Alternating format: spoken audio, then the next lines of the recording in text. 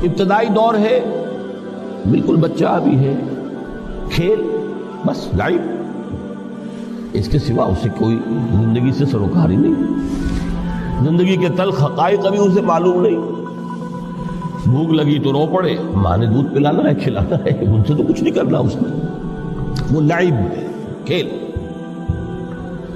لیکن تھوڑا سا آگے چلتے ہیں، ٹین ایجر سٹیج میں جب داخل ہوتا ہے آدمی، تو اب وہ نرا کھیل، معصومانہ کھیل نہیں رہتا، اس میں تلذذ، سینشول گریٹیفیکیشن کا عنصر شامل ہو جاتا ہے۔ اب اس نے کہا لہو، اعلموا انما الحیات الدنیا لعب و لہو۔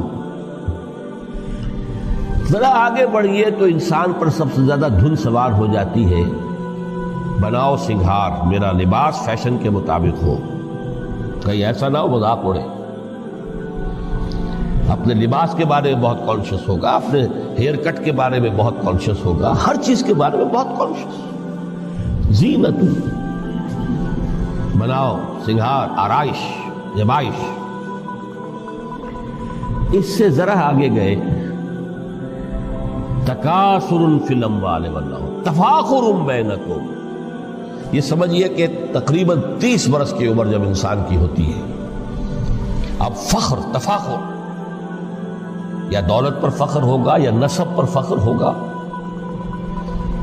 یا اپنی کسی سیاسی حیثیت پر فخر ہوگا، اپنی چودراہٹ پر فخر ہوگا۔ تفاخر بینکم، جس میں جان میں چونکہ توانائی ہوتی ہے، قوت ہوتی ہے، لیکن اس کے بعد جب عمر ڈھلی، بڑا ریئلسٹک ہو جاتا ہے انسان۔ پھر یہ جو چوتھی سٹیج تھی، اس میں تو یہ کہ مونچھ نیچی نہ ہو، چاہے سب کچھ میں اپنا خرچ کر دوں، داؤں پہ لگا دوں، لیکن مونچھ نیچی نہیں ہوگی۔ آخری سٹیج وہ ہوتی ہے کہ پھر ہوکا لگ جاتا ہے آدمی کو، تکاثر فی الاموال والاولاد، مال اور اولاد کی کثرت کثرت کثرت۔ اب یہ ہوتا ہے کہ مونچھ نیچی کیا، مونڈ بھی دی جائے تو کوئی حرج نہیں، مال آنا چاہیے، ویری ریئلسٹک۔ اور اسی حال میں انسان ہوتا ہے، آخری پارے کی صورت نے پھر اس میں ایڈ کر کے اس کے اوپر مہر لگا دی، الہاکم التکاثر حتی زرتم المقابر۔ یہ تکاثر جو ہے پیچھا نہیں چھوڑتا۔ اتنی دولت بھی ہے کہ آپ کی 10 نسلیں کھا سکے اطمینان سے بیٹھ کر، تب بھی صبر نہیں ہوتا۔ بڑے میاں کی ٹانگیں جو ہے وہ قبر میں لٹکی ہوئی ہیں، لیکن تکاثر جو ہے، تکاثر مال، وہ پیچھا نہیں چھوڑتا۔ حتی زرتم المقابر، یہاں تک کہ قبر تک جاؤ، قبر میں اتار دیا جائے، جب تک ٹانگیں صرف لٹکی ہوئی ہیں اس وقت تک نہیں۔ اس کے بعد تشبیہ دی ہے کہ یہ حیات دنیاوی کا جو ایک سائیکل ہے، اعلموا انما الحیات الدنیا لعب و لہو و زینت و تفاخر بینکم و تکاثر فی الاموال والاولاد۔ اب اس کو کمپیئر کیا ہے پلانٹ کنگڈم میں جو سائیکل چل رہا ہے۔ یہ ہمارا سائیکل ہے 60-70 برس کا، بچہ پیدا ہوا، خوشیاں منائی گئی، پھر وہ لڑکپن سے، پھر ٹین ایجر سٹیج سے، پھر جوانی ہے، پھر ادھیڑ عمر ہے، اور پھر بڑھاپا ہے، اور پھر قبر میں اتارا جانا ہے۔ لیکن یہ کہ پلانٹ کنگڈم میں سائیکل چلتی ہے، کمثل غیث اعجب الکفار نباتہ ثم یہیج فتراہ مصفرا ثم یکون حطاما۔ یہ 4 سٹیج ہے۔ جیسے بارش برستی ہے تو سبزہ نمودار ہوتا ہے، اور کاشتکار کو بڑا اچھا لگتا ہے، اس نے بیج بویا تھا، اس نے محنت کی تھی، اس نے ہل چلایا تھا، اعجب الکفار نباتہ، اس کو بہت اچھا لگتا ہے، دل باغ باغ ہو جاتا ہے۔ جیسے آپ کے یہاں بیٹا ہوا، پوتا ہوا، خوشیاں مناتے ہیں یار۔ کمثل غیث اعجب الکفار نباتہ ثم یہیج، پھر وہ فصل اپنی پوری قوت کو پہنچتی، فصل لہرا رہی ہے، فتراہ مصفرا، پھر وہ زرد ہو جاتی ہے، وہ ہریاول اب ختم ہوئی، اب فصل پک گئی ہے، اب وہ زردی پر آ گئی ہے۔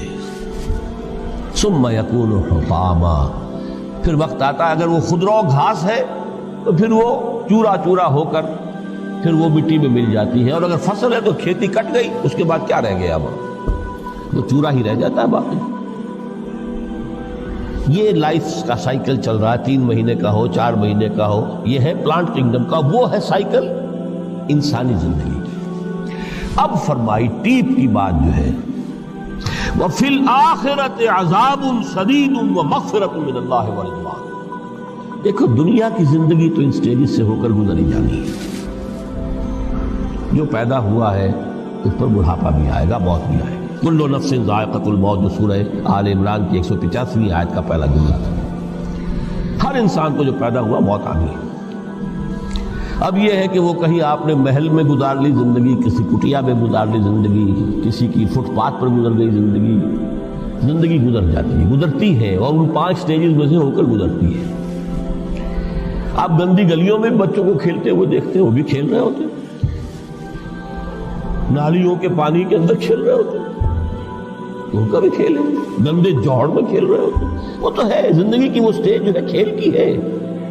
کسی کے پاس بڑے قیمتی کھلونے ہیں، ان سے کھیل رہا ہے، کوئی اس طرح گلی ڈنڈا کھیل رہا ہے یا کچھ اور کھیل رہا ہے، لیکن وہ 5 سٹیجز تو آئیں گی۔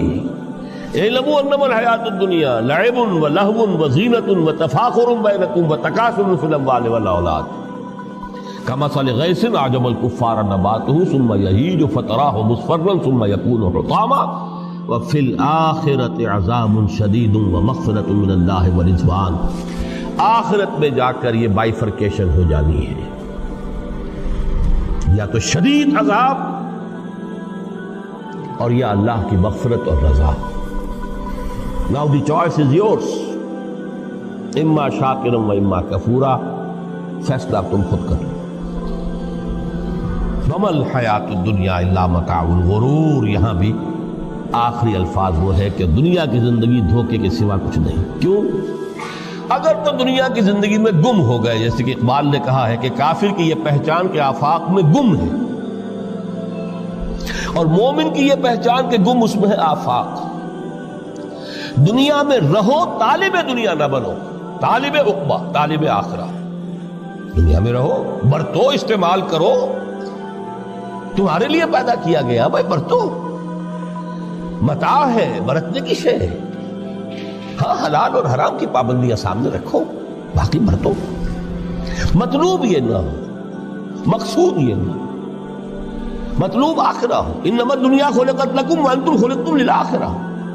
منزل وہ رہے، مستحضر رہے، سامنے رہے کہ میں تو اجنبی ہوں، یہاں یہ میرا وطن نہیں ہے۔